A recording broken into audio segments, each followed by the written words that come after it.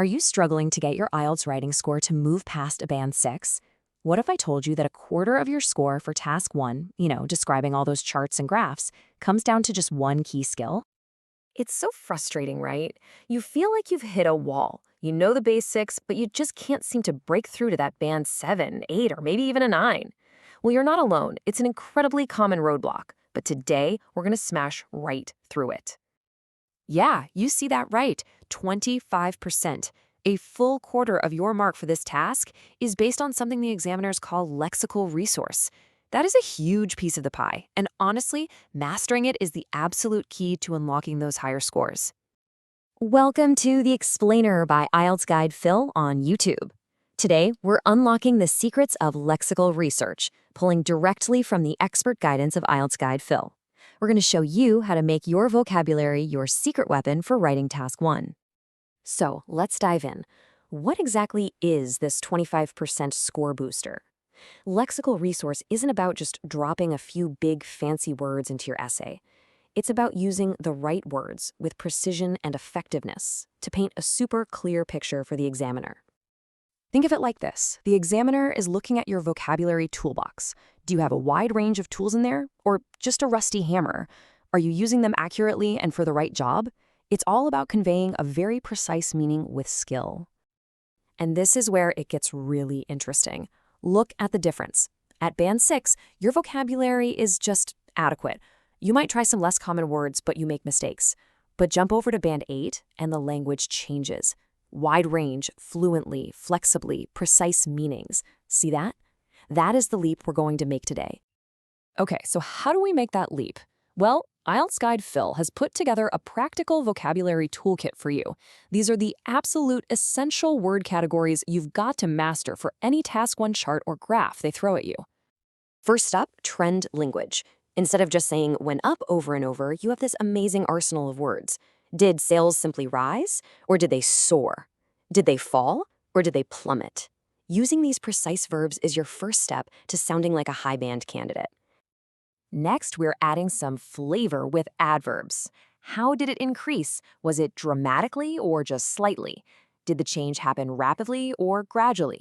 These little words add so much precision and paint a much clearer picture in the examiner's mind. They love this stuff. And finally, the language for data and comparisons. You'll always need to compare things. So instead of a simple "more than," you can use powerful words like exceed or surpass. And for proportions, switching from 25% to a quarter just shows a level of flexibility that really impresses. All right, enough with the lists. Theory is great, but let's see this toolkit in action. We're going to look at some before and after examples that show you how to go from a pretty basic description to a high band response. The difference is honestly incredible. Wow, just look at the difference here. The basic version, it's fine, it's not wrong, but the enhanced version, it's in a completely different league.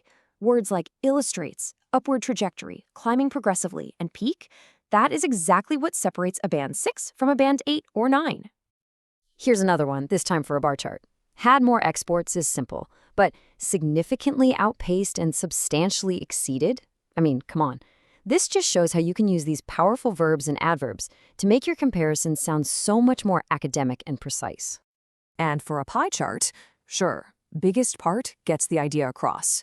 But dominated the chart, accounting for, most substantial component, that language shows a much higher, way more impressive level of control. It's all about picking the perfect word for the job.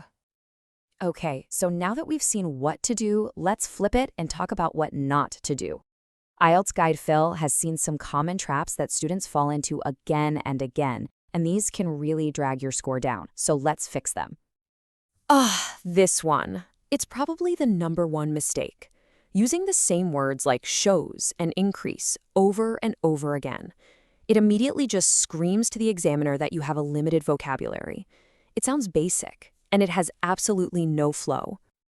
And now, listen to the fix. It's like night and day, right? So much more dynamic. We have illustrates, a rise, further growth, and my favorite, culminating in a dramatic surge. Your best friend in this task is synonyms. Use them. Now, this next one is a little more subtle, but it's just as critical. The numbers made a high increase. It just sounds wrong, doesn't it? These are called collocations. They're words that just naturally belong together. Getting these wrong is a huge red flag for the examiner. So the fix is to learn words in chunks, not by themselves. You don't just learn the word increase. You learn phrases like a sharp increase or a steady increase.